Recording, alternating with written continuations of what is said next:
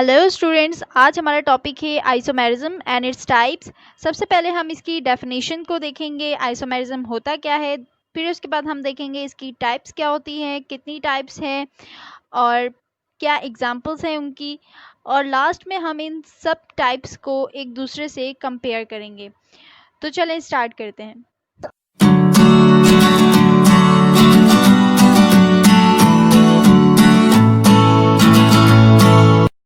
Isomerism. Iso means होता है same, मर्स means होता है यूनिट्स।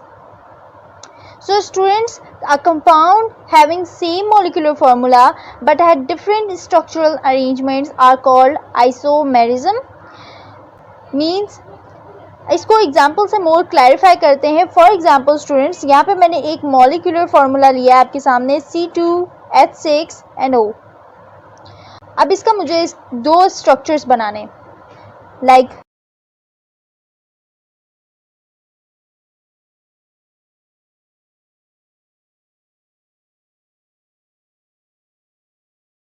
अब स्टूडेंट्स इन दोनों स्ट्रक्चर्स में आप देखें तो ये भी C2H6O है, ये भी C2H6O है। मीन्स इन दोनों के मॉलिक्यूलर फार्मूला एकदम सेम है, लेकिन ये दोनों स्ट्रक्चर वाइज एक दूसरे से बिल्कुल डिफरेंट है।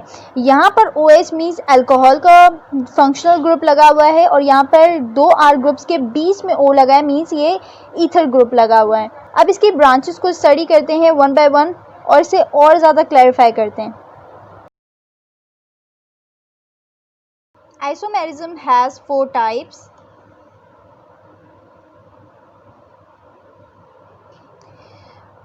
First one is chain isomerism. Second is position isomerism. Third one is functional group isomerism. And fourth one is metamerism. Now first one is chain isomerism. Students, chain isomerism में क्या होता है कि मॉलिक्यूलर फार्मूला एकदम same होता है, लेकिन इसकी जो चेन की अरेंजमेंट्स है वो एक दूसरे से बिल्कुल डिफरेंट होती है। सो फॉर एग्जांपल स्टूडेंट्स, मैंने यहाँ पर एक मॉलिक्यूलर फार्मूला लिया है C5H12। अब स्टूडेंट्स इस फॉर्मूले की मैं डिफरेंट चेन्स बनाऊंगी। फर्स्ट चेन अगर मैं इसकी बनाऊं तो एक नॉर्मल पेंटेन की जैसे चेन बनती है वो बनेगी।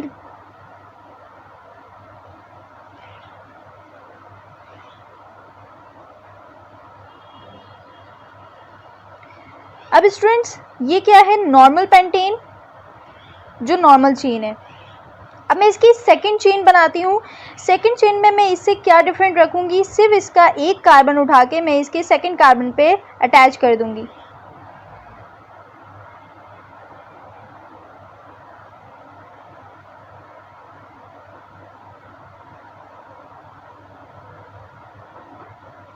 ओके स्टूडेंट्स, अब स्टूडेंट्स ये जो मैंने ब्रांच लगाई है इसकी वजह से now it's no more n pentane, it's now isopentane.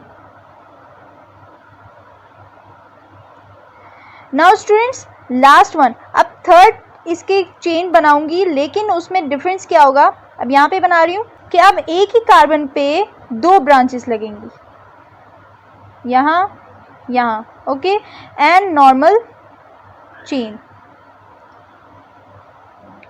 Now students एक ही कार्बन पे दो ब्रांचेस होने की वजह से it's no more isopentane, it's now neopentane.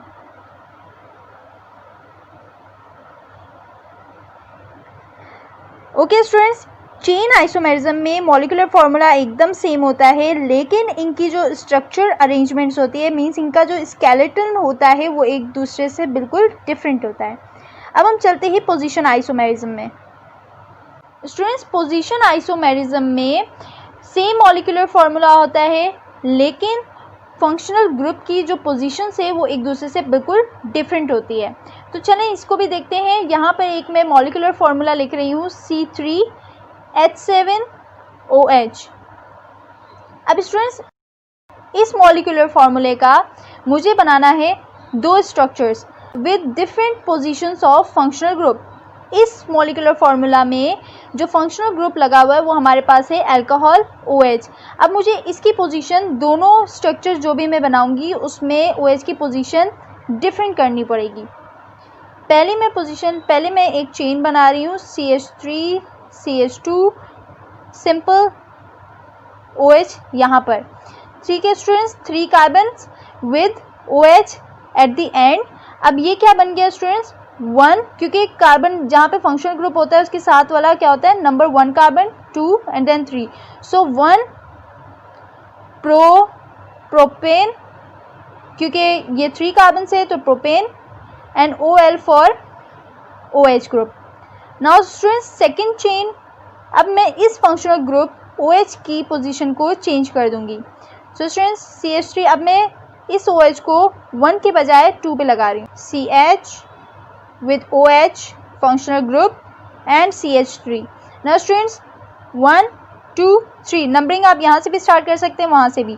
So students 2 number पे OH ग्रुप लगा हुआ है जिसकी वजह से 2 प्रोपेनॉल हो गया। now see the difference students, 1 पे OH लगा हुआ है, 2 पे OH लगा है, मीन्स फंक्शनल ग्रुप की पोजीशन डिफरेंट होने की वजह से इसे हम पोजीशन आइसोमेरिज्म कह रहे हैं। Now moving towards functional group isomerism students, functional group isomerism is caused by the compounds which have same molecular formula but they have different functional groups। यहाँ पे तो position और functional group different थी, यहाँ पे functional group खुद ही different हो गया। मीन्स एक स्ट्रक्चर पे अगर OH है तो दूसरे पे ईथर हो जाएगा, एक पे acidic group means carboxylic group लगा हुआ है तो सेकंड पे एल्डिहाइडिक ग्रुप लग जाएगा। ठीक है स्टूडेंट्स, तो चलें इसका भी हम एग्जांपल से स्टडी करते हैं। फंक्शनल ग्रुप के मैं यहाँ पे जो मॉलिक्यूलर फार्मूला ले रही हूँ वो है C3H6 एंड O। अब स्टूडेंट्स इसके मुझे 2 ऐसे स्ट्रक्चर्स बनाने हैं जिनमें फंक्शनल ग्रुप डिफरेंट हो। सो स्टूडेंट्स फर्स्ट जो मैं स्ट्रक्चर बना रही हूँ वो है CH3, जो इसका बन सकता है CH2 and carbon with double bond O and H। Students ये जो फंक्शनल ग्रुप है ये होता है एल्डिहाइड का। ठीक है स्टूडेंट्स, और ये क्या है, 3 कार्बन्स वाला प्रोपेन है। सो प्रोपेन Al फॉर एल्डिहाइड, तो प्रोपेनल। ओके स्टूडेंट्स, इसका नेम क्या हो गया, ये हो गया हमारे पास प्रोपेनल। अब इसका जो सेकंड स्ट्रक्चर है वो मैं जब बनाऊंगी स्टूडेंट्स तो वो कुछ यूं बनेगा मेरा CH3 इस कार्बन को, इस कार्बोनाइल की पोजीशन थोड़ी सी चेंज करके और इसको उस तरफ लेके जाके, मीन्स मैं दूसरा जो स्ट्रक्चर है वो कुछ यूं भी बना सकती हूँ। लेकिन स्टूडेंट्स अगर मैंने इसकी पोजीशन यहाँ पे फॉर एग्जांपल मैंने इसकी पोजीशन चेंज किया तो सिर्फ पोजीशन चेंज नहीं हुई, जैसे पोजीशन आइसोमेरिज्म में क्या था, पोजीशन चेंज हो रही थी लेकिन फंक्शनल ग्रुप वही था। यहाँ पे पोजीशन और फंक्शनल ग्रुप चेंज करने से या कार्बोनाइल की पोजीशन चेंज करने से मेरा फंक्शनल ग्रुप एकदम डिफरेंट हो गया। ये R ग्रुप, ये R ग्रुप, और ये सेंटर में कार्बोनाइल होने की वजह से ये क्या बन गया है स्टूडेंट्स, कीटोनिक ग्रुप बन गया है। तो कीटोनिक में आपको पता है हम क्या एंड जो एंड पे यूज़ करते हैं, जैसे एल्डिहाइड पे Al यूज़ करते हैं, यहाँ पे ONE ऐसे कुछ यूज़ करते हैं। So students propane ONE ketone, ketonic के लिए ONE यूज़ करते हैं। So students this one is propanone, this one is propanol। so students same molecular formula but they have different functional groups। now let's move towards metamerism। now students metamerism में हमारे पास R group एक दूसरे से बिल्कुल different होता है। Structures का क्या होता है, R ग्रुप डिफरेंट होता है। now students मैं यहाँ पर एक एग्जांपल ले रही हूँ, एक मॉलिक्यूलर फार्मूला ले रही हूँ C4H10NO।